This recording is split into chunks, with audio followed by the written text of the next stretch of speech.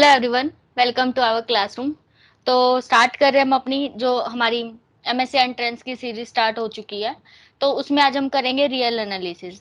तो जैसा कि आप सभी लोगों को स्क्रीन पर शो भी हो रहा है कि रियल एनालिसिस और जो ग्रुप एंड ड्रिंक्स हैं, ये जो दो मैथ हैं, ये क्या आएंगे, 7-7 मार्क्स के आएंगे। मतलब कि इनसे 7-7 क्वेश्चन आने वाले हैं।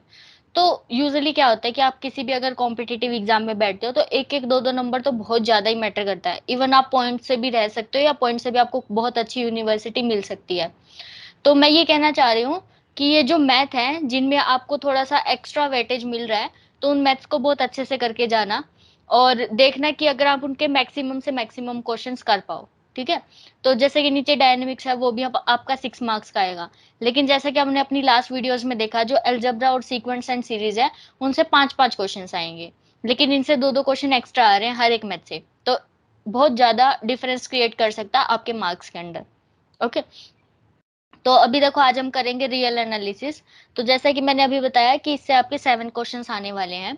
तो आपको पता है कि रियल रियल एनालिसिस में बेसिकली हमारी 4 यूनिट थी, और 4 यूनिट में आपको पता है कि कैसे डिवीजन था। फर्स्ट जो यूनिट थी हमारी रीमान इंटीग्रेशन की थी। सेकंड यूनिट हमारी थी इम्प्रॉपर इंटीग्रल्स की। एंड थर्ड और फोर्थ में हमारा मीट्रिक स्पेसिस था। मतलब पहले मीट्रिक स्पेस हमारा स्टार्ट हुआ, फिर उसके बाद उसकी कॉम्पैक्टनेस, कंप्लीटनेस, कनेक्टेडनेस, ये सब चीजें। तो वो सब था। ठीक है।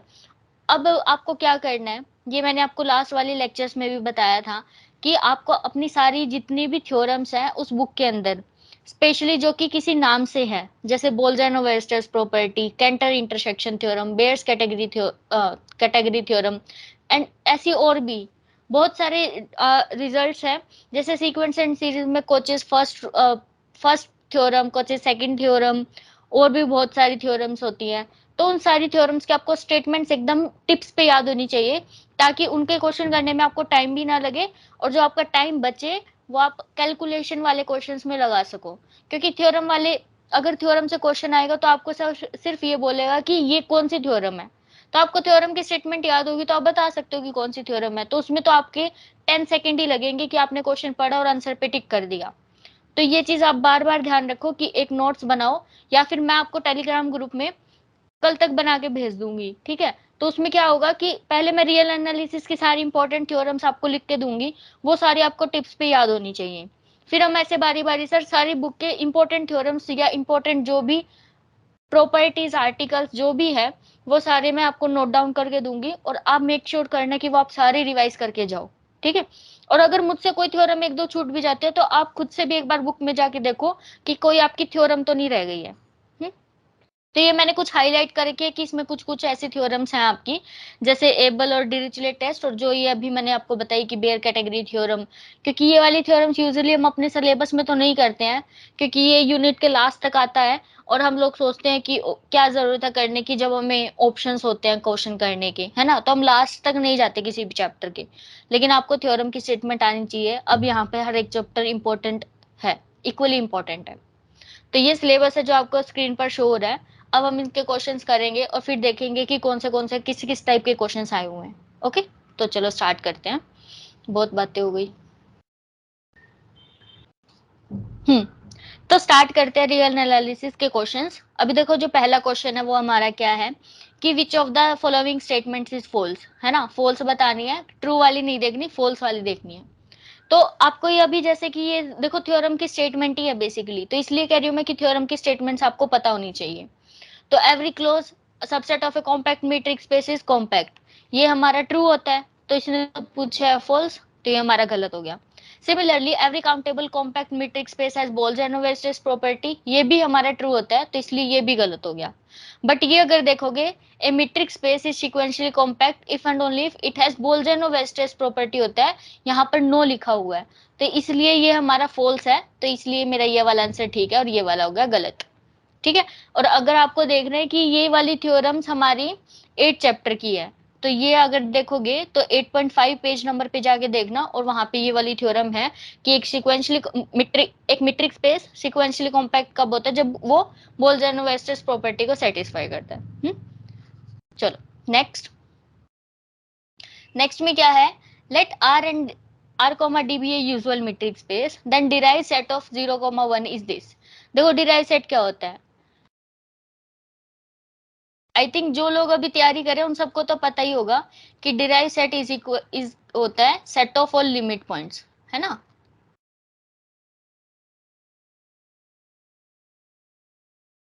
Set of all limit points of that particular set. अब जैसे कि हम ये वाला सेट ले रहे हैं, इसने इस वाले पर बात की है, तो जब भी लिमिट पॉइंट्स की बात आती है तो हमेशा बाउंड्रीज भी इंक्लूड हो जाती है उसके अंदर। तो इसका जो लिमिट पॉइंट का सेट आएगा वो क्या आएगा, दिस 0,1 क्लोज्ड। अगर ये ओपन होता तो भी यही आता, और अगर ये क्लोज होता तो भी यही आता। तो ये चीज आप ध्यान रखना। तो हमेशा जो जो भी चीज है उसकी बाउंड्रीज भी इंक्लूड हो जाएंगी। तो इसका हमारा जो आंसर है वो क्या आएगा, ये वाला। ओके, चलो नेक्स्ट।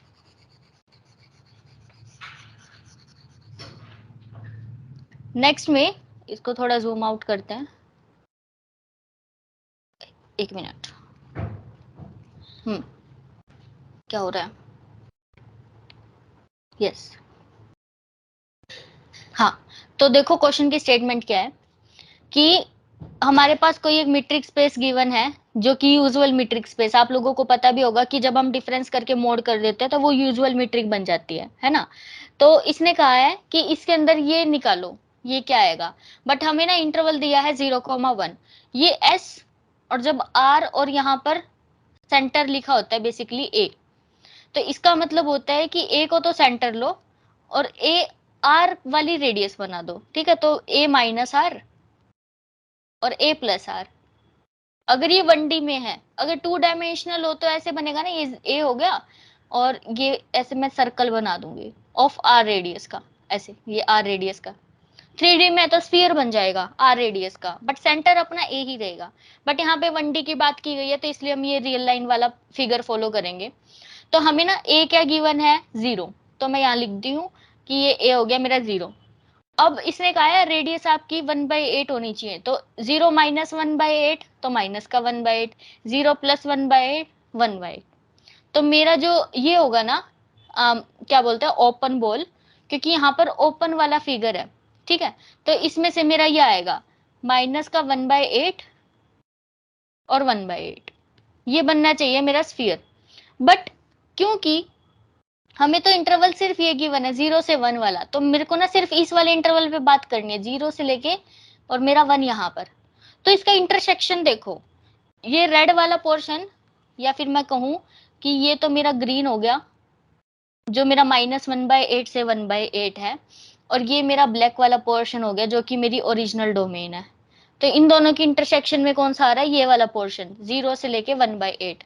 तो मेरा आंसर क्या होगा, 0 पे क्लोज, क्योंकि 0 तो आएगा ही ना इंटरसेक्शन में, से लेके 1/8, बट 1/8 पे ओपन होगा क्योंकि ओपन बॉल की बात की गई है। तो हमारा आंसर कौन सा है, this one. Okay, next. Next is कि हमें क्या दिया है, कोई एक मीट्रिक स्पेस गिवन है। हम्म, मैं इनको पहले सारों को बड़ा बड़ा ही कर लेती हूँ, रुको। हाँ, ये तो ठीक है, आई थिंक ये सारे सही। इसका थोड़ा, चलो बाद में करेंगे। देखो इसको, if this is a metric space और हमें क्या गिवन है, X Y Z are the points of this, then which of the following is not true. Again not true का पूछा है। देखो, पहली बात तो हमें ट्रायंगल इनइक्वालिटी पता होनी चाहिए। जब हम क्या निकालते हैं, X Y, this is less than equal to D of x Z plus D of Z Y. तो ये वाली कौन सी लग रही है, X Z minus of Z Y. रुको, इसको अगर मैं रीअरेंज करके देखूं तो ये बन रही है less than equal to D of X Y plus D of Z Y, है ना। बट ये वाली क्वांटिटी किसके इक्वल होती है, डी ऑफ जेड वाई के, ओ सॉरी वाई जेड के भी तो इक्वल होती है ना, क्योंकि सिमेट्रिक होता है डिस्टेंस। तो ये बन गया, ठीक है। तो ये ट्रायंगल इनइक्वालिटी तो आई है हमारी। ट्रायंगल इनइक्वालिटी क्या कहती है कि एक्स नंबर यहाँ रखो और जेड कोई हमारा लास्ट में आना चाहिए, और अगर बीच में आप कोई तीसरा नंबर लेते हो और उनको ऐड करते हो तो लेस देन इक्वल टू का साइन आता है। तो ये वाला तो मेरा ट्रू है, बट उसने फॉल्स पूछा है तो ये मेरा गलत हो गया, ठीक है। तो ये तो मेरा ठीक था। अब इन ऊपर वालों को देखते हैं। चलो, तो इसने क्या कहा है अब की बार, देखो इनमें से कोई एक ही ठीक होगा क्योंकि चीज तो सेम ही दे रखी है, बट एक बार जगह sign less than equal to का है और एक बार ग्रेटर देन इक्वल टू का है ना। तो इसमें से लो डी ऑफ एक्स जेड, जैसे अभी लिया था। तो ट्रायंगल इनइक्वालिटी क्या कहती है, D of X comma Y plus D of Y comma Z, ये बनेगा। अब मुझे क्या चाहिए, इसके साथ ये माइनस करना है, तो मैं इसको इधर ले आती हूँ। तो d of x comma z minus d of Y comma z is less than equal to D of x comma y. और क्योंकि इस टर्म को हम ऐसे भी लिख सकते हैं, d of x comma z minus d of Z comma y, क्योंकि डिस्टेंस हमारा सिमेट्रिक होता है। तो this is less than this. Okay, एक तो ये हो गया। अब एक बार निकालो d of Z comma y, एक ये भी निकालते हैं। ठीक है, एक तो ये आया मेरा। ओके, अब निकाल लो D of Z comma Y, अब की बार बीच में एक्स रख लेना। तो this is less than equal to D of Z comma X minus sorry plus D of x comma Y. अब फिर से मुझे क्या चाहिए, कौन कौन से साथ चाहिए, एक्स जेड जेड वाई, है ना। तो जेड वाई तो है मेरा, अब मुझे एक्स जेड चाहिए, तो मैं इसको इधर ले आती हूँ। तो ये बनेगा d of x Z minus d of Z comma y, क्योंकि एक्स जेड लिखो या जेड एक्स लिखो एक ही बात है basic. It is less than equal to D of x comma y, और इसमें से आप माइनस कॉमन लो, तो ये बनेगा डी ऑफ, नहीं माइनस, नहीं नहीं नहीं ये गलत किया मैंने। देखो ये इधर आएगा तो ये माइनस का होगा और ये प्लस का होगा, है ना। तो इसमें से अब माइनस कॉमन लेंगे, तो d of x comma z and minus d of Z comma y, ये आया अपना। तो अगर आप इन दोनों रिलेशंस को देखो जो अभी अभी हमने निकाले, कि d of x comma z minus d of Z comma y is less than equal to this, और ये वाला भी लेस देन दिस, तो कोई नंबर भी एक नंबर से छोटा है और उसका नेगेटिव भी उससे छोटा है, तो बेसिकली उस पूरी वैल्यू का मोड भी उससे छोटा होगा। तो यहाँ से मुझे पता चला कि mod of d of x comma z minus d of distance of Z comma y is less than equal to this. ये रिजल्ट निकल के आया है। अब देखो कि कौन से वाला ठीक है, ये वाला, है ना, क्योंकि यही तो निकाला है हमने अभी अभी, कि ये वाला जो डिस्टेंस है उसका मोड है वो लेस देन होगा d of x comma y से। तो ये मेरा गलत हो गया, ये मेरा ठीक हो गया, बट उसने नॉट ट्रू वाला ही पूछा था, तो मेरा ऊपर वाला ठीक आंसर, क्योंकि ये ट्रू नहीं है और ये ट्रू है। ओके, तो ये भी गलत हुआ, नन ऑफ दिस। ये हमारा एग्जाम्पल है वैसे मीट्रिक स्पेसेस में। तो अगर आप लोगों को पता है कि वो कैसे कर रखा है, वो ऐसे ही कर रखा है उन्होंने क्वेश्चंस। ठीक है, तो ऐसा नहीं है कि हर बार आप सारे क्वेश्चंस या सारे एग्जांपल्स का रट्टा मार के जाओ, आपको चीजें आनी भी चाहिए निकालनी। ये फटाफट से हो जाएगा, ये तो मैंने आपको समझाया इसलिए टाइम लगा इसमें। नेक्स्ट देखो, again which of the following is not true. ये देखना है, द इम्प्रॉपर इंटीग्रल। अब एक ये इंटीग्रल गिवन है और एक ये वाला इंटीग्रल गिवन है। अगर आप इम्प्रॉपर इंटीग्रल वाले चैप्टर में जाओगे, जो कि चैप्टर है अपना सेकंड, है ना, सेकंड भी है मतलब थर्ड भी है, लेकिन ज्यादातर सेकंड से ही क्वेश्चन आएगा आपका। तो सेकंड चैप्टर के ना 2.19 पेज पे जाना, तो वहां पे ना ये वाली थ्योरम गिवन है, और उस थ्योरम में आपको ये कह रखा है कि जब आपकी एन की वैल्यू लेस देन 1 होती है ना, तो ये कन्वर्जेंट होते हैं दोनों के दोनों, और अदरवाइज वो डाइवर्जेंट होते हैं। तो इसमें देखो, अगर एन की वैल्यू मेरी लेस देन 1 है तो कन्वर्जेंट, तो ये तो मेरा ट्रू होगा, बट उसने पूछा है नॉट ट्रू, तो ये मेरा गलत। इसमें n is equal to greater than 1 दे दिया, तो ये हमारा फॉल्स है, और वही पूछा उसने कि कौन सा ट्रू है, तो ये मेरा आंसर ठीक हो गया। ये भी हमारी एक थ्योरम है उसी चैप्टर के अंदर, इम्प्रॉपर इंटीग्रल के अंदर, जो कि हमें कहती है कि अगर एफ और जी आपके कोई पॉजिटिव नंबर्स हैं और उनको अगर आप डिवाइड करो, जीरो आता है, तो जैसे कि अगर ये कन्वर्ट कर रही है तो एफ भी कन्वर्ट करेगा, काइंड ऑफ जैसे हम सीक्वेंस में भी करते थे, है ना। सीक्वेंस में हम ऐसे करते थे A N by B N, अगर हमारी लिमिट फाइनाइट आ जाती है तो जैसे बी एन बिहेव करता है वैसे ए एन बिहेव करता है, तो सेम सेम तरह से। तो ये भी हमारी वैसे ट्रू होती है, बट उसने नॉट ट्रू पूछा था, तो ये भी गलत, तो ये भी गलत हो गया। ओके, नेक्स्ट, इसमें क्या है, फॉर ए फंक्शन एफ, आपको क्या करना है, एल का मतलब क्या होता है, लोअर सम, है ना, और अगर यू लिखता, यू मीन्स अपर सम। तो अगर आपको एक फंक्शन दे रखा है और 0 to 1 इंटरवल में दिया, अब आपको लोअर सम निकालना है इसका, तो निकालते हैं, देखो F of x is equal to X ही, और तो ज्यादा इंफॉर्मेशन गिवन नहीं है अपने को। तो f of x is equal to x और एक्स बिलोंग्स टू दिस। ठीक। अब लोअर सम, पहले तो पार्टीशन की बात करते हैं, और क्योंकि उसने एन की फॉर्म में बोला तो एन की फॉर्म में लिखनी पड़ेगी। तो पार्टीशन, अब इसकी यूनिफॉर्म पार्टीशन कैसे करते हैं हम?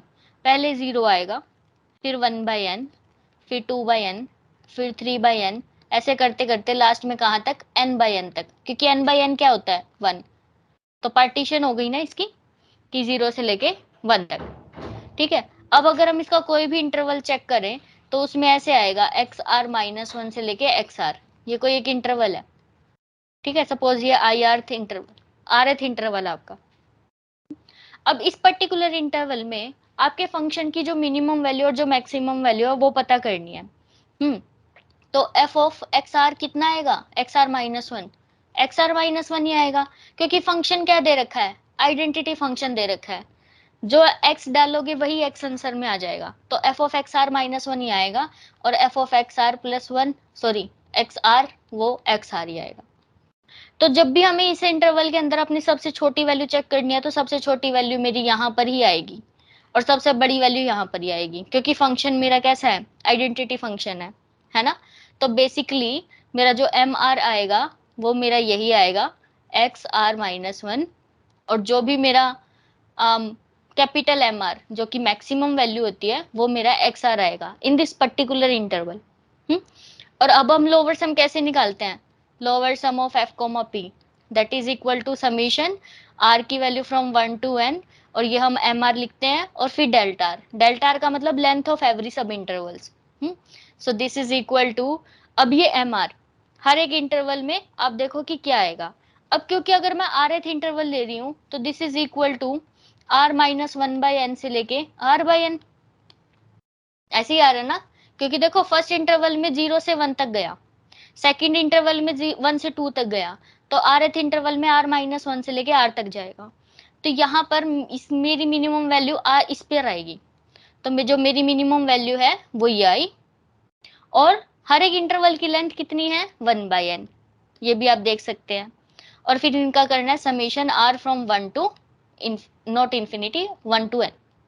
अब इसमें से जो r वाली वैल्यू नहीं है उसको हम बाहर भी निकाल सकते हैं, तो जो 1/n का स्क्वायर है ना ये बाहर आ जाएगा, समीशन R-1 आएगा, और r इज इक्वल टू 1 से लेकर n तक। तो ये तो आपका सम वाला फॉर्मूला ही बन गया, है ना, कि 0 से लेके n-1 तक का सम होना चाहिए। तो ये किसके इक्वल होता है? n इंटू n-1/2 के, है ना। और अब इसको देख लो कैसे अरेंज करोगे, इससे ये कैंसिल, और इसके बाय में n करोगे तो 1-1/n इंटू में 1/2, तो ये मेरा आंसर आएगा। तो 1/2 1-1/n, ये रहा। ओके, तो ये इस तरह से होगा। नेक्स्ट नेक्स्ट क्वेश्चन है अपना कि complement of a non empty open set of metric space is this. तो अगर आपके पास कोई भी एम्प्टी सबसेट नहीं है, मतलब नॉन एम्प्टी बोला है, ठीक है, तो आप कोई भी ओपन सेट लोगे उसको कॉम्प्लीमेंट करोगे तो क्लोज सेट आएगा।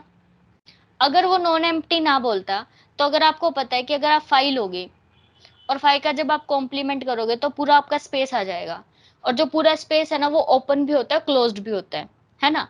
तो इसलिए उसने नॉन एम्प्टी बोला है। तो अगर आप कोई भी नॉन एम्प्टी ओपन सेट लोगे और उसका कॉम्प्लीमेंट करोगे तो क्लोज सेट आएगा। This is the definition of close set. Next, which of the following is not correct about the Cantor set.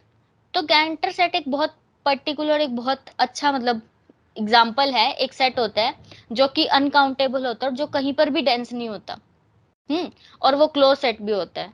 तो बेसिकली मैं आपको बता देती हूँ, कैंटर सेट की आप प्रॉपर्टीज याद कर लो, अगर आए क्वेश्चन मतलब एग्जाम में आ सकता है। एक तो वो अनकाउंटेबल होता है, दूसरी बात वो परफेक्ट सेट होता है, तीसरी बात वो क्लोज होता है, उसके बाद उसका नो लिमिट पॉइंट, कोई लिमिट पॉइंट नहीं होता उसका, और कुछ एक होता है नोवेयर डेंस, वो कहीं पर भी डेंस नहीं होता।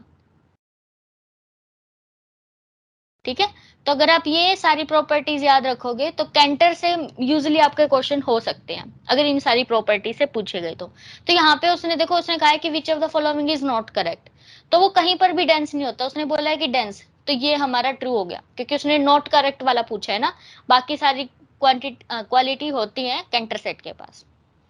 Next is if A is an open set and B is an close set, तो आपको ये देखना है कि B minus A null set होगा या क्या होगा जो भी है, तो आप कोई भी एक एग्जांपल लेके देख सकते हो, है ना, क्योंकि ऐसा उसने कुछ नहीं बोला, उसने बोला कि हर एक के लिए सेटिस्फाई होना चाहिए। तो अगर और बी माइनस ए चेक करना है तो बी माइनस ए क्या आएगा, देखो आप एक क्लोज सेट लो और एक ओपन सेट लो, मान लो आपने क्लोज सेट लिया, ये आपका 0 है और ये आपका 2 है ना, तो ये 0 से 2 आपका क्लोज सेट होता है। एक ओपन सेट लो, मान लो मैंने ओपन सेट ले लिया ये 1 और ये ले लो 1.5, ये लिया, तो ये मैंने ओपन सेट लिया। अब जब आप b माइनस ए करोगे तो आपका ये वाला पोर्शन बचेगा, एक तो ये और एक ये वाला, है ना, और इसको अगर मैं रेड वाले पोर्शन को लिखूं तो वो कैसे लिखा जाएगा, 0 से लेके 1, और 1 भी क्लोज आएगा ना क्योंकि यहाँ पर तो ओपन था, तो इस ओपन को छोड़ के बाकी जो भी पॉइंट्स बचे वो सारे के सारे रेड में है, और फिर यूनियन और फिर 1.5 से 2। अब ये भी क्लोज सेट है, ये भी क्लोज सेट है, दो क्लोज सेट की यूनियन क्या आएगी, क्लोज सेट, तो आंसर क्या आना चाहिए, क्लोज्ड। और अगर आप इसको ऐसे एग्जाम्पल मान लो माइंड, देखो एग्जाम्पल तो आप कितने भी बना सकते हो, सपोज अगर आप थ्योर उससे डेफिनेशन से जाना चाहो तो कैसे करोगे, अगर हम डेफिनेशन से करें तो b माइनस ए का मतलब क्या है कि b की इंटरसेक्शन करनी है a के कॉम्प्लीमेंट के साथ। अब देखो ये भी क्लोज सेट है क्योंकि b तो क्लोज्ड गिवन है ही, और ये क्या है, ओपन, ओपन का कॉम्प्लीमेंट क्या होता है, क्लोज्ड, है ना, और ये भी क्लोज्ड, तो दो क्लोज सेट की इंटरसेक्शंस क्या आएगी, क्लोज सेट ही आएगी, तो यहां से फिर भी मेरा क्लोज्ड ही आएगा। ओके, तो आप वैसे भी कर सकते हो और एग्जाम्पल से करोगे, कोई भी एक एग्जाम्पल करके देख लो, उससे आ जाएगा आपका आंसर। नेक्स्ट, हाँ ये चीज आप ध्यान से देखना, अभी मैं आपको कुछ इंटीग्रल्स लिखवाऊंगी, उससे क्या होगा कि आपके जितने भी इंटीग्रल वाले ज्यादातर क्वेश्चन है इम्प्रॉपर इंटीग्रल्स वाले, वो आपके ऐसे ही हो जाएंगे, आपको पूरा सॉल्व करने की जरूरत नहीं है। तो आप एक बार सारे कॉपी पेन उठा लो और ये नोट डाउन कर लो, या फिर जब मैं लिख के कंप्लीट हो जाऊं तो आप स्क्रीनशॉट ले लेना। तो देखो,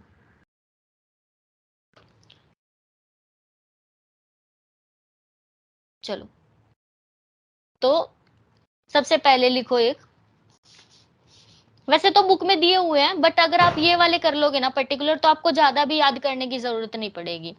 तो फर्स्ट है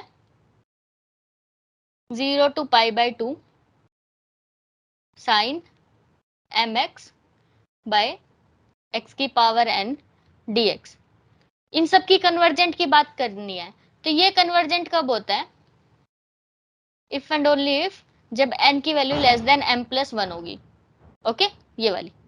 नेक्स्ट प्रॉपर्टीज या फिर नेक्स्ट क्वेश्चन देख लो कि 0 to 1 x raise to the power n और e raise to the power this mx dx, ये कब कन्वर्जेंट होता है, when n is greater than -1। okay, this one। next 0 to 1 x की power n-1 logarithm of x dx, ये कब convergent होता है, जब आपकी n की वैल्यू ग्रेटर देन 0 होगी।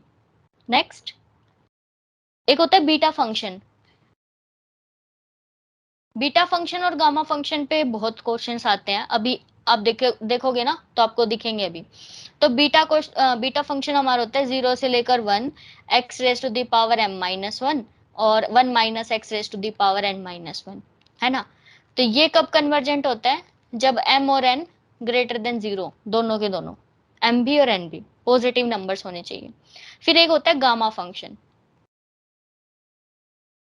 Gamma function. ओके, तो गामा फंक्शन हमारा होता है 0 से infinity x raise to the power n-1 e raise to the power x minus x dx, और ये कब कन्वर्जेंट होता है, जब n की वैल्यू ग्रेटर देन 0 होती है। ओके, तो ये सारी इफ एंड ओनली इफ में है, तो ये 5 आप याद कर लो, ये वाले एकदम से स्क्रीनशॉट ले लो इस स्लाइड का, और फिर आपको एकदम से याद हो जानी चाहिए कि कब कौन सी चीज से आप फटाफट से आंसर लगा सकते हो। अब देखो अपना क्वेश्चन क्या है, ये है 0 से infinity x raise to the power. इसमें और इसमें किसी को कंफ्यूज नहीं होना, मैं एक बार नोट डाउन भी करवा देती हूँ। एक तो ये है अपने पास और एक ये है, ठीक है। इसमें क्या है, 0 से 1 लिमिट है और इसमें है 0 से इंफिनिटी।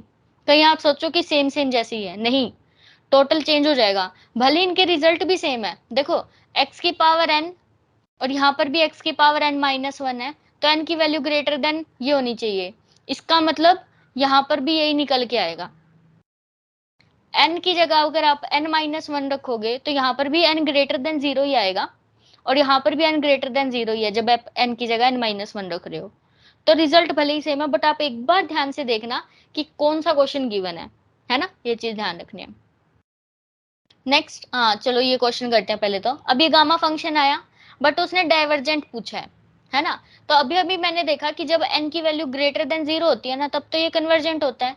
तो जब n की वैल्यू लेस देन 0 होगी तो ये डाइवर्जेंट हो जाएगा।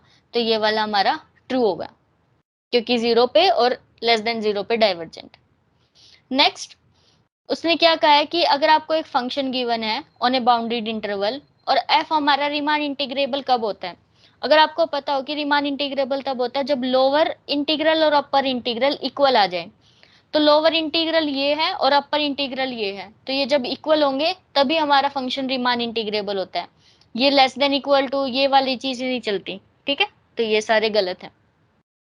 Next one is this is, देखो बीटा फंक्शन आ गया। अब पहले गामा फंक्शन आया ऊपर जस्ट, अभी बीटा फंक्शन आ गया।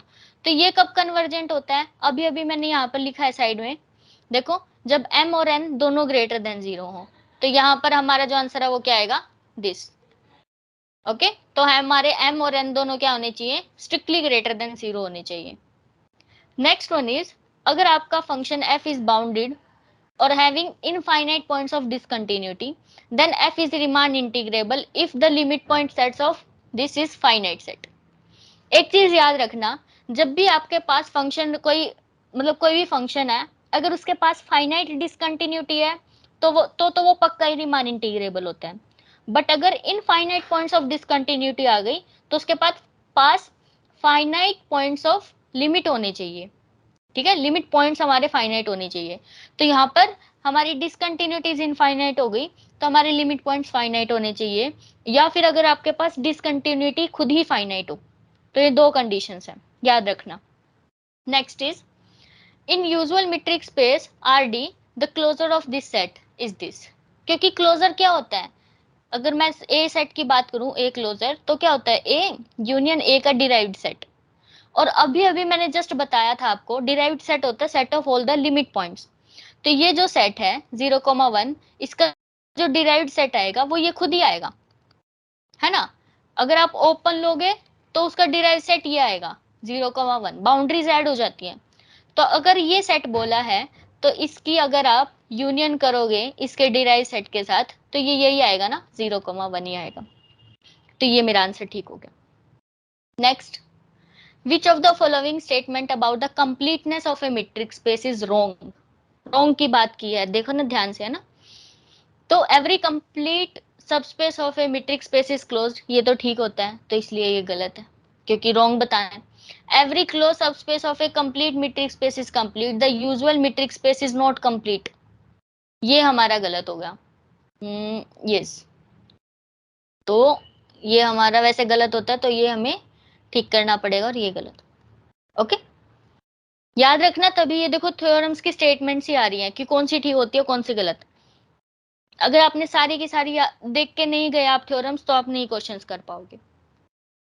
विच of the following statements about connectedness, अब ये कनेक्टेडनेस वाले से आया। Empty set of A connected set in every metric space, empty set हमारा कनेक्टेड होता है, yes. Every singleton set is connected, yes, singleton set भी हमारा कनेक्टेड होता है। Every subset having at least 2 points of a metric space is not connected, ये भी हमारा करेक्ट होता है। मतलब वैसे उसने नॉट ट्रू पूछा, तो ये तीनों तो हमारे करेक्ट होते हैं, तो हमारा जो आंसर आएगा वो नन ऑफ द अबव है। अब देखो वापिस से क्वेश्चन रिपीट हुआ, बीटा फंक्शन नहीं आया है ना वापिस से। तो बीटा फंक्शन में भी हमने चेक किया था, m और n दोनों हमारे क्या होने चाहिए, स्ट्रिक्टली ग्रेटर देन 0 होने चाहिए। तो ये हमारा आंसर है, क्योंकि इफ एंड ओनली इफ है, अगर 0 हो गया ना तो नहीं होता। यहाँ पर किसी एक में भी 0 इंक्लूड हो गया तो कन्वर्जेंट नहीं होगा। तो हमारा first option is true. Next देखो, ये ऊपर वाले क्वेश्चन जैसा ही रिपीट हुआ है कि उसमें भी सेंटर हमारा 0 दे रखा था बट रेडियस दे रखी थी 1/8 की। यहाँ पर भी कुछ ऐसा ही कहा है उसने कि आप एक सेंटर क्या कहा उसने, एक ओपन बॉल बोल लो जिसका सेंटर ओरिजिन हो, रेडियस 1/4 हो, है ना, एकदम सेम। तो ये मैंने हमारा सेट लिया, this is 0 and this is 1। और अब आप 0 को सेंटर लेके और 1/4 की, 0 को हमने सेंटर लिया, 1/4 का एक ओपन बॉल बनाया, तो ये -1/4 और ये +1/4। अब आप इन दोनों का इंटरसेक्शन पॉइंट देखो, तो हमारा जो इंटरसेक्शन पॉइंट है वो ये आएगा, दिस वन। तो 0 पे क्लोज आएगा बट 1/4 पे ओपन आएगा। तो 0 पे क्लोज, 1/4 पे open, this one. Okay, same ही है। देखो क्वेश्चंस रिपीट काफी हो रहे हैं, है ना। तो इस ऐसा नहीं है कि 7 क्वेश्चंस आएंगे तो बहुत मुश्किल आएंगे, नहीं, सारे क्वेश्चंस तो हो रहे हैं लगातार। नेक्स्ट वापिस से वही क्वेश्चन आया कि अगर आपका फंक्शन रीमान इंटीग्रेबल होता है तो कौन सी कंडीशंस को सेटिस्फाई करता है। तो ये चीज देखो, इफ एंड ओनली इफ। तो ये हमारा इंटीग्रल है, this should be greater than equal to upper integral, नहीं नहीं, ये नहीं होता। Lower less than, lower integral less than upper integral, हाँ ये हो सकता है। और यहाँ पर क्या है, देखो बेसिकली हमारा जब भी फंक्शन रीमान इंटीग्रेबल होता है तो ये मेरा लोअर इंटीग्रल होता है और ये मेरा अपर इंटीग्रल होता है और ये मेरा ओरिजिनल इंटीग्रल होता है एफ का। तो जब भी फंक्शन रीमान इंटीग्रेबल होता है तो तीनों चीजें इक्वल होनी चाहिए, है ना। यहाँ पर एक बार लेस देन, एक बार ग्रेटर देन और एक बार स्ट्रिक्टली लेस देन का ऑप्शन है, बट फोर्थ है ना, वो हमारा क्या कह रहा है कि जो ओरिजिनल इंटीग्रल है और जो अपर इंटीग्रल है वो आपका इक्वल आना चाहिए। तो वही हमारा आंसर ठीक है। फॉर द कैंटर देखो, वापिस से वही क्वेश्चन आया, ऑप्शन में बस आगे पीछे लिख दिए। इसने वापिस से पूछा भी वही क्वेश्चन है कि which of the following is not correct. तो वापिस से क्या आएगा, डेंसनेस। चेंज भी नहीं कर रहा है वो क्वेश्चंस को, तो आपके लिए तो एकदम ऐसे मतलब लॉलीपॉप से दे रखा है कि जो क्वेश्चन प्रीवियस ईयर में आए हैं as it is question, as it is option. तो ये गलत नहीं करके आने। नेक्स्ट भी देखो कैसे रिपीट हुआ है कि अगर आपका ए ओपन है, बी क्लोज्ड है, तो बी माइनस ए आपका क्या आएगा, क्लोज्ड, है ना। Next, totally bounded metric spaces. अब इनमें से आई थिंक, रुको एक मिनट सोचने दो, टोटली बाउंडेड मीट्रिक स्पेस है तो कंप्लीट तो नहीं होता। और अगर कंप्लीट नहीं है तो, क्योंकि कंप्लीट प्लस टोटली बाउंडेड मिलके ही कॉम्पैक्ट बनते हैं, तो ये भी नहीं होगा, तो सेपरेबल होएगा। एवरीवेयर डेंस भी नहीं होता है, तो ये हमारा आंसर ठीक है। Next is 1 to infinity sine X by X की power M converges absolutely. Absolutely की बात की है तो इसका मतलब हम इसका मोड लेके चलना है ना। तो वो चेक करते हैं अभी देखो। तो 1 to infinity, 1 to infinity sine क्या दे रखा था, एक्स बाय एक्स की पावर एम, एक्स की पावर एम। तो ये कोई भी एक फंक्शन है ना। तो जैसे कि ये मेरा साइन एक्स बाय एक्स की पावर एम है, और जब आप इसका मोड लोगे तो आप ये चेक करो कि कोई आप कंपैरिजन टेस्ट लगा सकते हो। तो ये है जो हमारा हमारा लेस देन इक्वल टू होता है, क्योंकि साइन का मैक्सिमम या मिनिमम वैल्यू -1 से 1 के बीच में ही रहती है, तो इसको आप ऐसे लिख सकते हो। हम्म अब ये वाला जो इंटीग्रल है, ये कब हमारा कन्वर्जेंट होता है, जब आपकी एम की वैल्यू ग्रेटर देन 0, है ना। तो तभी तो हमारा सेटिस्फाई होगा। तो यहाँ पर देखो, या फिर ग्रेटर देन, रुको एक मिनट, 0 नहीं, ग्रेटर देन 1। ये वाला, क्योंकि अगर आप इंटीग्रल निकाल के भी देखोगे ना, तो 1 टू इंफिनिटी 1 बाय एक्स की पावर एम करोगे, तो इसका जो इंटीग्रेशन आएगा वो क्या आएगा, एक्स की पावर, क्योंकि ये ऊपर जाएगी तो -m पावर होगी, और फिर +1 करते हैं डिवाइडेड बाय दिस। तो m की वैल्यू अगर आपकी स्ट्रिक्टली ग्रेटर देन 1 होगी, तभी ये वैल्यू आपकी कुछ ना कुछ मैटर करेगी, है ना, तभी कुछ ना कुछ मतलब पावर आएगी। तो यहाँ पे ये तभी हमारा कन्वर्जेंट होता है जब आपकी m की वैल्यू स्ट्रिक्टली ग्रेटर देन 1 होती है। ओके, तो यहाँ पर हमारा जो आंसर है वो ये वाला आ जाएगा, क्योंकि फिर अगर ये वाली कन्वर्जेंट आ गई तो इससे छोटे वाली भी कन्वर्जेंट है, तो ये हमारा एब्सोल्युटली से हो जाएगा। Next is which of the following statement is not true, again फिर नॉट ट्रू वाला है, वही क्वेश्चन नहीं, वही क्वेश्चन तो नहीं है ये। एवरी सिंगलटन सेट, हाँ हाँ ये तो अभी आया था ना, तो ये भी हमारा ट्रू होता है, ये भी ट्रू होता है, ये भी ट्रू होता है, ये वाला हमारा ट्रू नहीं होता, तो ये हमारा ठीक हो गया। नेक्स्ट, इम्प्रॉपर इंटीग्रल, इसकी वैल्यू निकालनी है, बट इसके लिए ना कोई स्पेसिफिक फॉर्मूला नहीं है, ये तो हमारा फर्स्ट एक्सरसाइज से क्वेश्चन है। तो इसमें हम क्या करते हैं, जिस भी पॉइंट पे फंक्शन को दिक्कत हो रही है ना, तो वहां पर आप 1 प्लस एप्सिलॉन कर दो, और फिर अगर नीचे वाला पॉइंट है तो 1 प्लस कर दो, और ऊपर वाला पॉइंट है तो 2 माइनस कर देंगे एप्सिलॉन, और फिर एप्सिलॉन टेंस टू हम 0 कर देते हैं, है ना। तो यही करना है। अब इस वाले फंक्शन को आप ध्यान से देखो, x माइनस 1 है नीचे, जैसे ही मैं x की जगह 1 रखूंगी तो इन्फिनिटी बन जाएगा, तो मुझे 1 रखने पे प्रॉब्लम होगी, तो इसको मैं ऐसे लिख सकती हूँ, ये वाला जो फंक्शन है is equal to limit epsilon tends to 0 1 plus epsilon, और यहाँ पर 2, और ये हो जाएगा x, और यहाँ पर हो जाएगा x माइनस 1 dx। इसको सॉल्व करो पहले, और फिर हम क्या करेंगे, x की जगह मतलब ये एप्सिलॉन को फिर हम टेंस टू 0 कर देंगे, ठीक है। तो इसको मैं इंटीग्रेशन करती हूँ, तो इसको इंटीग्रेशन करने के लिए पहले आप ये कर सकते हो, एप्सिल मतलब ये लिमिट चल रही है साथ साथ में, 1 प्लस एप्सिलॉन 2, इसको हम x माइनस 1 प्लस 1 कर लेंगे, ताकि ये नीचे वाला हमारा कैंसिल हो जाए। तो क्या बनेगा, this is equal to limit epsilon tends to 0 and मतलब 1 प्लस एप्सिलॉन से 2, तो इसके डिवाइड में इसको करोगे तो क्या बचेगा, square root of x minus 1, plus इसके डिवाइड में इसको करोगे तो x माइनस 1 की पावर माइनस ऑफ 1/2, है ना, क्योंकि ये प्लस 1/2 आएगी, ये माइनस 1/2 आएगी। अब इसका इंटीग्रेशन कर दो, is equal to limit epsilon tends to 0, इसमें तो आ जाएगा x माइनस 1 की पावर 3/2 और बाय 3/2, और यहाँ पर आ जाएगा x माइनस 1 की पावर 1/2, और यहाँ पर आ जाएगा 1/2, और फिर इसमें ये वाली लिमिट्स भी पुट करनी है, तो 1 plus epsilon 2, so it is equal to limit epsilon tends to 0, एक बार 2 रखो, तो 2 माइनस 1 1, 1 की पावर 3/2, तो 1/3/2, तो 2/3 आ गया। फिर आप ये रखोगे, यहाँ पे भी 2 रखोगे, तो ये भी 1 आएगा, तो यहाँ पर 2/1 आ गया, ये आएगा। देन अब माइनस, अब आप नीचे वाली लिमिट रखो, तो 1 प्लस एप्सिलॉन माइनस दिस, तो एप्सिलॉन की power 3/2 by 3/2, and then plus यहाँ पर भी एप्सिलॉन की पावर हाफ और बाय हाफ, तो ये बचा मेरा बेसिकली। जैसे आप एप्सिलॉन टेंस टू 0 करोगे, ये भी 0, ये भी 0, तो आपका आंसर ये आएगा 2/3 प्लस 2, तो ये आएगा 3 दूनी 6 7 8, 8/3, 8/3 मतलब, ठीक है, 8 डिवाइडेड बाय 3, तो ये आंसर है।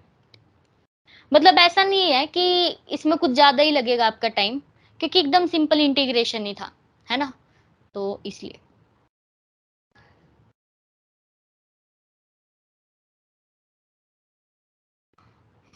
हम्म,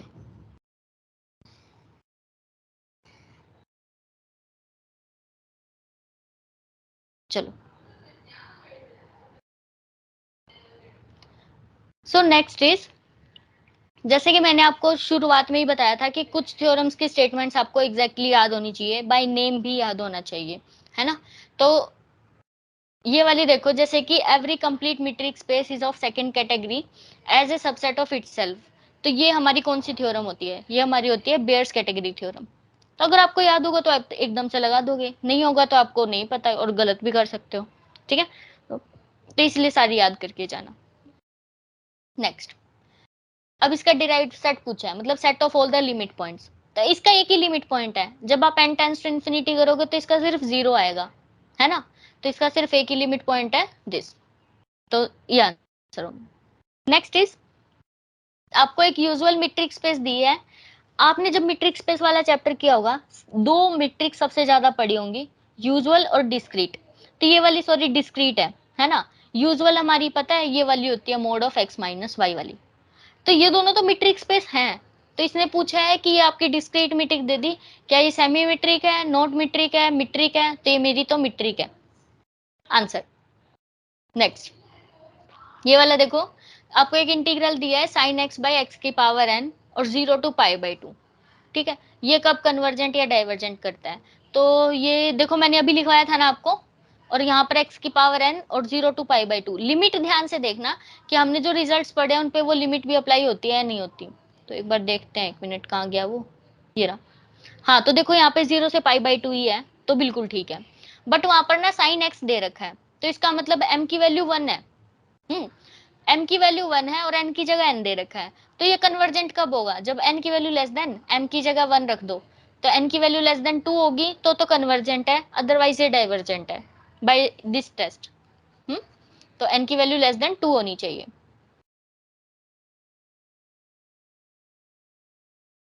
यस, तो ये आंसर देखो, आपको सॉल्व भी नहीं करना पड़ा, मैं वही कह रही हूँ कि आप वही चीज याद कर लो, एकदम फटाक से आंसर आएंगे।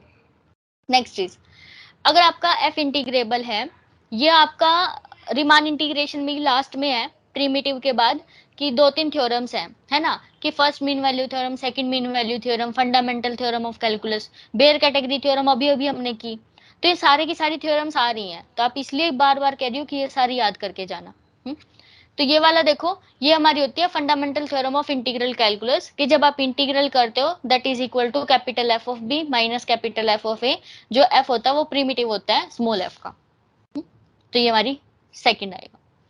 Next, if f is a monotonic, तो एफ हमारा इंटीग्रेबल होगा, ये कोई गारंटी नहीं है, क्योंकि एफ हमारा जो फंक्शन है ना वो मोनोटोनिक प्लस बाउंडेड होना चाहिए, तब वो इंटीग्रेबल होता है। बट यहाँ पे कुछ भी नहीं बोल रखा, सिर्फ मोनोटोनिक फंक्शन बोला है ना, तो अगर वो बाउंडेड नहीं है तो हो सकता है वो रीमान इंटीग्रेबल ना हो। F is Riemann integrable if f is greater not equal to 0, ये भी कोई जरूरी नहीं है। एफ इज बाउंडेड, ये भी कोई जरूरी नहीं है। अगर आपने कोई फंक्शन लिया एफ, जैसे कि अभी अभी ले सकते हैं F of x is equal to x, और x belongs to real number, तो ये आपका फंक्शन मोनोटोनिक है ना, बट ये आपका क्या है, अनबाउंडेड है, तो इसका मतलब ये ऑप्शन भी गलत है। तो मुझे इसमें फिर थोड़ा डाउट हो रहा है कि इन लोगों को कुछ तो देना चाहिए था, कि f is monotonic on what, domain भी नहीं दिए कुछ, तो इस क्वेश्चन में बहुत एम्बिग्यूटी है, इस ये क्वेश्चन आए तो छोड़ देना, क्योंकि यहाँ पे ना ऑल ऑफ अबोव वगैरह वगैरह भी दे रखे हैं, है ना, तो अगर नेगेटिव मार्किंग होती है क्वेश्चंस में तो बहुत ध्यान से करना। तो इसलिए मैंने ये क्वेश्चन भी ले लिया था, कि पता नहीं मतलब क्यों ही दिया है, या तो इनको क्वेश्चन अच्छे से लिखना आना चाहिए कि f is monotonic function close interval a to b, ये तो लिख देते कम से कम, बट छोड़ो। आगे देखो, नेक्स्ट क्वेश्चन है, अगर आपके पास एक फंक्शन है जो कि बाउंडेड है on close interval a to b, then क्या आपका फंक्शन हमेशा ही इंटीग्रेबल होगा? आप लोग एक बार पॉज करो वीडियो को और खुद सोचो कि अगर कोई भी फंक्शन बाउंडेड है, क्या वो जरूरी है हमेशा इंटीग्रेबल होगा? मैं बताती हूँ आप लोगों को, कि अगर आप डिरिचलेट फंक्शन लोगे, आपकी बुक में भी एग्जांपल दिया हुआ है कि एक फंक्शन लो -1 और 1, जब आपका x आपका रेशनल है और जब x आपका इरेशनल है ना, और इस इंटरवल में ले लो, सपोज 0 to 1 में x आपका इसमें है, तो ये फंक्शन मेरा बाउंडेड है, कभी अनबाउंडेड तो होगा ही नहीं, क्योंकि दो ही तो वैल्यू ले रहा है, या तो 1 लेगा या -1 लेगा, तो मेरा फंक्शन बाउंडेड है। But this function is not Riemann integrable. Book में हमने सॉल्व भी कर रखा है, एग्जाम्पल है पर्टिकुलर, डिरिचलेट फंक्शन बोलते हैं इस फंक्शन को। तो अगर कोई भी फंक्शन आपका बाउंडेड है तो वो जरूरी नहीं है कि वो रीमान इंटीग्रेबल हो भी सकता है, बट नहीं भी हो सकता। तो आपका थर्ड ऑप्शन ठीक होगा कि f is not necessary R integrable, क्योंकि इसने कहा है कि जरूरी नहीं है इंटीग्रेबल हो, ठीक है। नेक्स्ट, आगे क्या कहा है, द स्टेटमेंट, वापिस से वही स्टेटमेंट आई है सेकंड कैटेगरी वाली, तो ये हमारी कौन सी होती है, Baire's category theorem. Next, which of the following is false, a metric space x, d is have Bolzano-Weierstrass property if every infinite subset has a limit point, ये तो हमारी ठीक होती है, तो ये फॉल्स पूछ रहा है तो नहीं। Every close subset of a compact metric space, ये भी ठीक होती है तो गलत। A compact subset of a metric space is close and bounded, ये भी ठीक होता है तो गलत, तो ये वाला ठीक हो गया, none of the above. Next, which of the following is false, the usual metric space r comma d is complete, ये हमारा ठीक होता है, बट उसने फॉल्स पूछा है। The space this is not complete, ये भी हमारा ट्रू होता है, उसने फॉल्स पूछा है। Every convergent sequence in a metric space is a Cauchy sequence, ये भी हमारा कोची सीक्वेंस, यस, हाँ, तो ये भी हमारा ठीक होता है, बट ये गलत, तो ये वाला होगा। Okay, next, improper integral. देखो 0 टू इंफिनिटी x की पावर हाफ और e की पावर माइनस एक्स, तो उनमें से ही देखते हैं। ये रहा, पहले तो 0 से इंफिनिटी है, तो ये वाला लगेगा, ऊपर वाला नहीं लगेगा, है ना। और उसने बोला है, तो 0 से इंफिनिटी x की पावर हाफ और e की पावर माइनस एक्स, ये दिया है। तो देख लो n की वैल्यू क्या आएगी यहाँ से, तो n माइनस वन आपका हाफ के इक्वल है, तो n की वैल्यू क्या आ रही है, 1/2 plus 1 that is 3/2 which is greater than 0, तो इसका मतलब कन्वर्जेंट है, क्योंकि उसने कहा था जब n की वैल्यू ग्रेटर देन 0 होगी तो कन्वर्जेंट, अदरवाइज डाइवर्जेंट, है ना। तो यहाँ पे जो मेरा ये वाला आंसर है, कहाँ गया, ये रहा, तो दिस इज कन्वर्जेंट। वैसे एक चीज बताऊं, चलो मान लो आपको ये क्वेश्चन आता नहीं, सोच रहे हो कि आपको कुछ भी नहीं आता, एक बार आइडिया लगाओ। देखो इसमें ये देखो कि ऑप्शंस को देखो ध्यान से, अगर डाइवर्जेंट हुई तो ये भी, ये ऑप्शन अगर मान लो ये ऑप्शन ठीक है, तो ये ऑप्शन भी ठीक होगा, क्योंकि डाइवर्जेंट तो है ही, बट दो ऑप्शन तो ठीक हो नहीं सकते, इसका मतलब ये दोनों ही गलत है ना। तो और अगर डाइवर्जेंट नहीं है फिर तो कन्वर्जेंट ही होगी, दो ही चीज हो सकती है, या तो कोई चीज कन्वर्जेंट है या फिर डाइवर्जेंट है। इस ये जो इंटीग्रल होते हैं ना, ये ऑसिलेट नहीं करते, या तो ये कन्वर्जेंट होते हैं या फिर डाइवर्जेंट होते हैं। डाइवर्जेंट के दो ऑप्शन दे दिए, दो ऑप्शन हो नहीं सकते क्योंकि टिक तो एक ही करना है, तो दोनों ही गलत हो गए, तो बचा कौन सा, कन्वर्जेंट, तो कन्वर्जेंट ही होगा। ये मैं तुक्का लगाना बता रही हूँ, वैसे ऐसा नहीं है कि हर बार ऐसे ही ऑप्शंस मिलेंगे, बट अभी हमने करके भी देखा कि कैसे ये कन्वर्जेंट है। Okay, next, the improper integral. ये वाला क्वेश्चन देखो, अभी अभी मैंने ऊपर करवाया था, हमारा आया था, ये स्टार्टिंग में ही था लगभग, दिस वन ये मैंने बताया था कि ये आप बुक में पेज नंबर 2.19 पे जाके देखना, वहां पे थ्योरम गिवन है और उसमें कह रखा है कि जब n की वैल्यू स्ट्रिक्टली लेस देन 1 होती है ना, तो ये दोनों इंटीग्रल कन्वर्जेंट होते हैं, अदरवाइज ये डाइवर्जेंट होते हैं। तो वही क्वेश्चन रिपीट हुआ है, बट अब की बार थोड़ा अलग वे में लिखा गया है। तो देखो ये कब कन्वर्जेंट होगा, जब n की वैल्यू लेस देन 1 होगी, बस। Next is, which of the following statement is false. False की बात की है, every bounded monotonic function is an integrable, ये हमारा ट्रू होता है, बट उसने फॉल्स पूछा है। A bounded function having a finite number of point of discontinuity is integrable. कोई भी, देखो मैंने अभी बताया था कि अगर कोई भी फंक्शन है जिसके पास फाइनाइट पॉइंट्स ऑफ डिसकंटिन्यूटी है ना, तो भी इंटीग्रेबल होता है वो, तो ये हमारा ट्रू है, बट ये गलत हो गया। बट अगर किसी के पास इनफाइनाइट पॉइंट्स ऑफ डिसकंटिन्यूटी है, बट उसके लिमिट पॉइंट्स फाइनाइट आ गए, तो भी वो इंटीग्रेबल है। तो यहाँ पे वही बोला कि अगर डिसकंटिन्यूअस है और उसके पास इनफाइनाइट, उसके पास only finite points of limits हैं, तो भी वो फंक्शन हमारे इंटीग्रेबल होता है। तो ये भी वैसे मेरा ठीक है, तो ये गलत हो गया, तो ये आंसर आएगा इसका, none of the above. Next, in a metric space x, d the complement of a singleton set. अब सपोज करो मैंने आपको एक मीट्रिक स्पेस दिया कोई भी, ठीक है, x मैंने दिया रियल नंबर, और मैंने आपको एक सिंगलटन सेट दिया। सिंगलटन सेट का मतलब कोई भी एक पॉइंट ले लो, सपोज मैंने 0 पॉइंट दिया। अगर आप इसका कॉम्प्लीमेंट निकालोगे तो क्या आएगा, माइनस इन्फिनिटी से 0 यूनियन 0 से इन्फिनिटी। ये भी ओपन सेट है, ये भी ओपन सेट है, दो ओपन सेट की यूनियन करोगे क्या आएगा, ओपन, है ना। कोई भी सिंगलटन सेट ले लो तो वो यही तो आएगा इसी तरह से, ठीक है, तो ओपन आएगा इसका answer. Next is, every convergent sequence in a metric space has a unique limit. तो हाँ, ये तो है ही, कोई भी कन्वर्जेंट सीक्वेंस होगी तो उसकी यूनिक लिमिट तो होती ही है। Which of the following is not true, तो cross. Every convergent sequence in a metric space is a Cauchy sequence but converse need not to be true, ये भी ठीक होता है, बट ये गलत है। A Cauchy sequence in a metric space is convergent if and only if it has at least one convergent and one divergent series। ये हमारा गलत है, तो इसका मतलब ये आंसर ठीक है। मैं बताती हूँ इसकी करेक्ट स्टेटमेंट क्या होती है।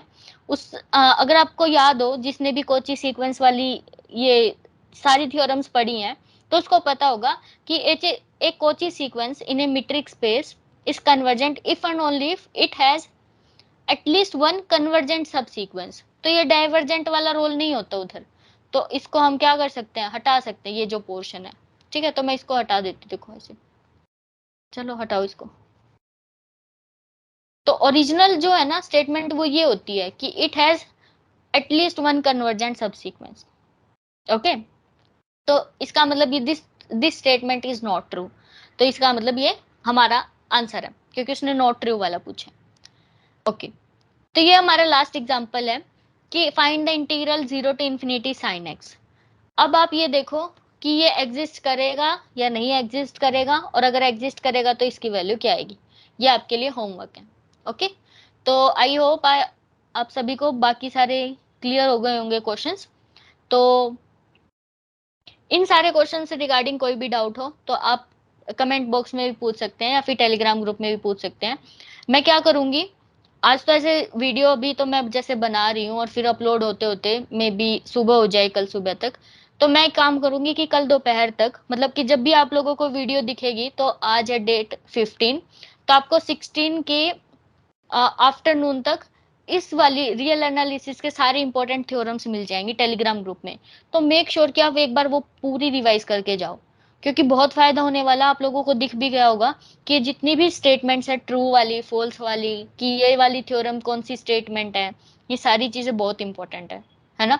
तो सभी लोग उनको पढ़ के जाना, और कोई भी डाउट हो तो आप टेलीग्राम ग्रुप में बता सकते हैं। Okay, thanks for watching.